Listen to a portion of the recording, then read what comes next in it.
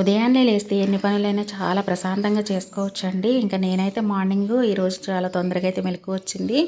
పొద్దుటే 5కి అయితే లేచాననమాట. లేచేసి అయితే బయటంతా కూడా కడిగేసేసుకొని ముగ్గులైతే పెట్టుకున్నాను. ఇంక ఇంట్లోకి వచ్చేసరికి అయితే ఇల్లంతా కూడా గ్యాస్ స్టవ్ అది అనీజీగా అయితే అనిపించిందనమాట. ఇంకా గ్యాస్ స్టవ్ కూడా కడిగేసేసుకొని ఇంకా గదులు కూడా కడిగేసానండి. ఇల్లంతా కూడా కడిగేసేసి అయితే ముగ్గులైతే పెట్టుకున్నాను. ఇంకా రేపు ఎలాగా శుక్రవారం కదా, ఇంకా అందుకనే శుభ్రంగా అయితే కడిగేసాను. ఇంకా మనం వాడపల్లి కూడా వెళ్తున్నాను కదండి. వాడపల్లి ఈ వారం వచ్చేసరికి అయితే మనకు 6వ వారం అయితే అవుతుందన్నమాట.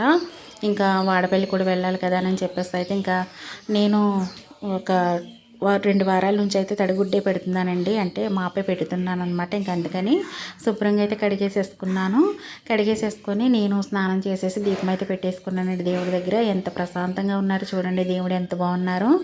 ఇంకా దీపం అయితే పెట్టేసేసుకొని ఇంకా ఇల్లంతా కూడా నేను సాంబ్రాణి ధూపం అయితే వేస్తున్నానండి. ఇలా సాంబ్రాణి ధూపం వేయడం అంటే ఎంతమందికి ఇష్టం?